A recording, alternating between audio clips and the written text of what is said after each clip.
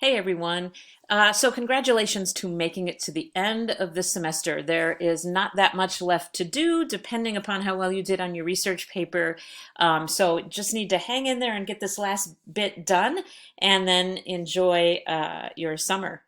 So let's talk about the final assignments for the semester. Um, First, let's talk about the expanded research essays. Um, Later today, I will finish grading all of the ones that came in on time, and I'm going to start grading the ones that got extensions. I hope to have everybody's research essays graded by the end of this week. Please go into assignments and check your feedback. You should download the attached graded essay and read all my feedback in the margins and at the end. If you can't see that feedback, let me know immediately so we can figure that out, because it's going to be super important for your success in the final reflection letter, and also if you decide to revise, that you read and understand my feedback, okay? Successful essays, generally speaking, have been the ones where the students followed all the steps, watched the videos, read the handouts, did the little steps leading up, and then used my feedback and applied it, okay? I am seeing some problems in the essays where people just skipped the videos and the handouts and so missed a lot of important information and weren't really doing what I asked you to do. I'm also seeing problems where students ignored my feedback and didn't do what I asked. If you fall into that latter category, you might want to consider how you might catch up before you do an optional revision if you decide to revise. Okay, so let's talk about what's coming up. Tonight, Thursday the 29th, you have email check-in number 8. We'll talk about that in a minute. Next week, conferences are optional. Originally, the schedule said we would be having conferences, but I know some of you are stretched really thin. If you want to meet with me next week to talk about an optional revision, to talk about your final reflection letter, to ask questions about any feedback I've given you, please set up a conference. And if you don't see a time that works for you, email me to request a couple other options, okay? I'd be happy to talk with you next week. The optional revision plus the paragraph describing your revisions will be due Monday, May 10th. And then the final reflection letter is also due Monday, May 10th. Originally, that was going to be the 7th, which is the first day of finals week, but I'm giving you an extra weekend. So I want to talk about those assignments. First, we'll talk about the final reflection letter, and then we'll talk about the optional revision. So let's go into D2L. Here's the announcement from Monday, and if we go into week 15, you'll see a link to the assignment for the final reflection letter. Okay, so I know that many of you have already read this assignment. If you have not read the assignment, you need to read it. This video is not a substitute for reading it, okay? So I'm not going to go over all of this. I just want to emphasize a few points for you. First of all, the letter should consider both your research and writing processes, but all the little steps that you've done, as well as the final products of that work, particularly the expanded research paper. Okay, you might want to reread your introductory letter from this semester and think about what has changed, if anything has changed, why or why not, as the semester has progressed. Okay, think about the feedback that you've gotten from Bill and from me and from your peers, and think about your own judgment about your skills and how they've changed, whether they've developed at all this semester.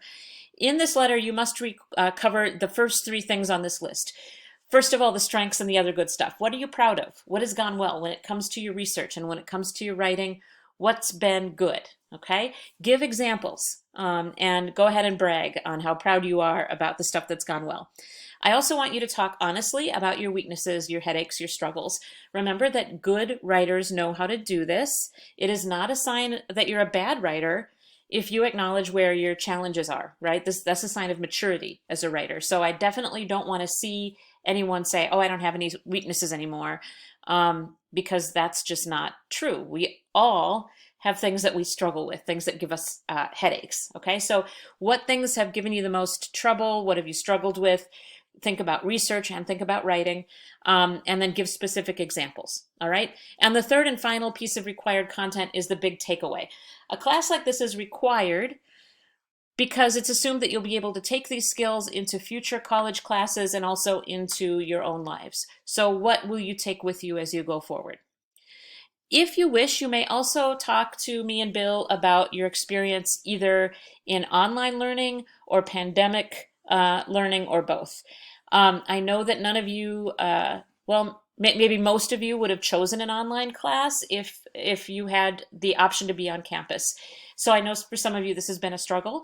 So I'm curious about how online learning went for you, and also if you want to talk about what it was like to learn in the midst of a pandemic. I know some of you have been hit harder than others by this pandemic. And so if you want to talk about that as well, that would be welcome information for us.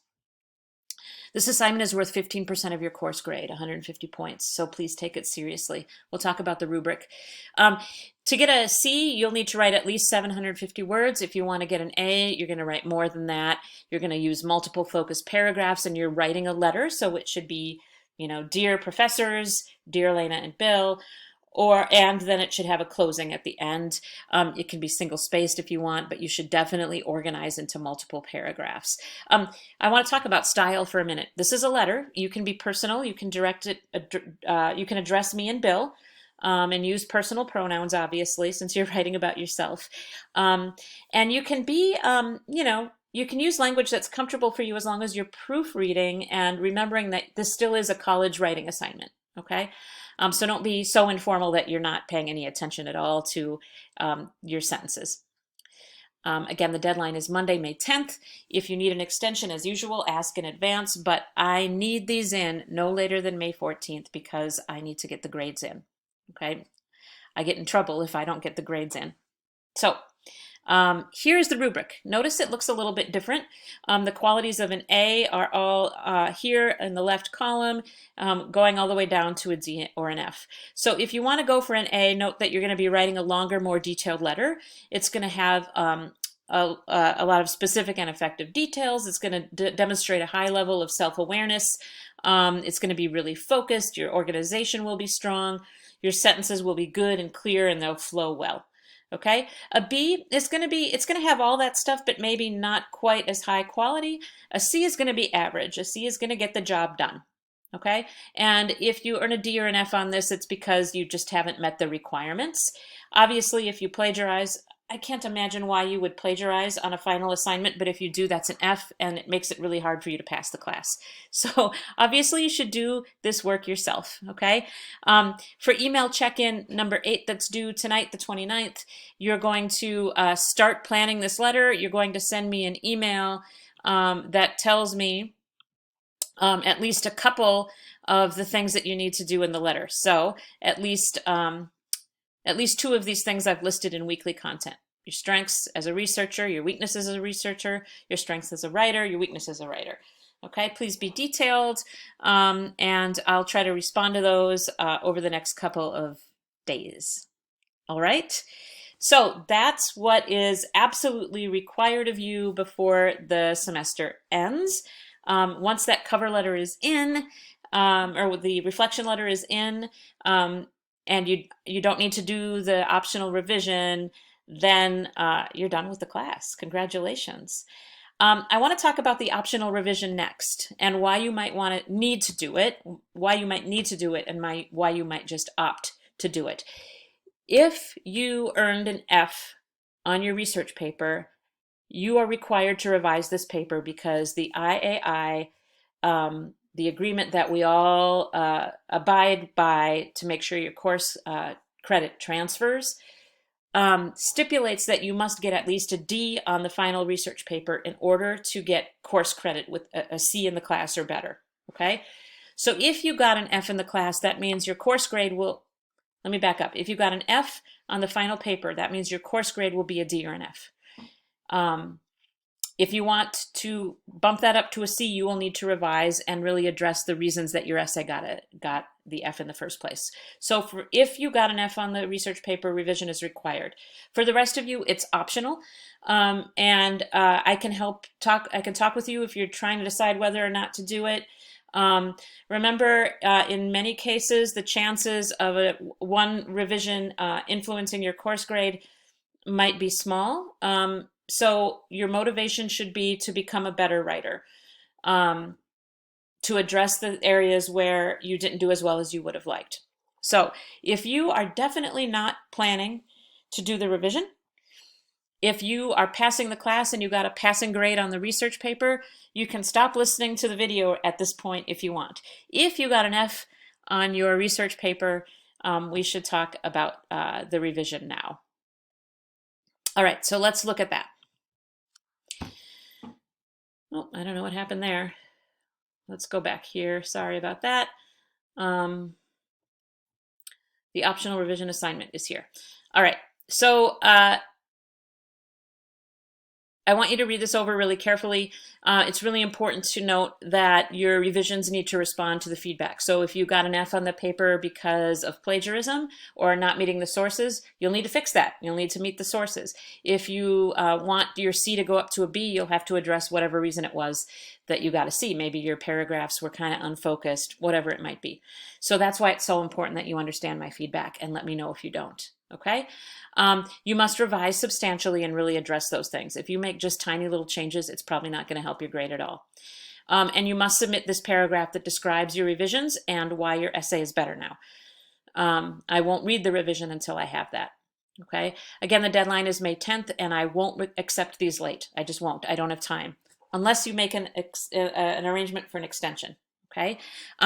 Now, when I grade the revision, if you improve your writing, if you earn a better grade, the better grade will replace the lower grade in the grade book. That will become your official grade, unless there's plagiarism, okay? On occasion, I've seen students do even worse on the final paper when they revised it. Most of the time, students who revise and take the revision seriously get a better grade. The better grade goes into the grade book, and that can make a difference in whether you pass or fail the class, or maybe in whether you move from a D to a C or something, okay? I think that's all I need to tell you about the revision, but as always, if you have questions about any of this, reach out by email, set up an appointment with me. I want you all to finish on a strong note and feel good about the final work that you do. All right, take care of yourselves, and I will talk to you later.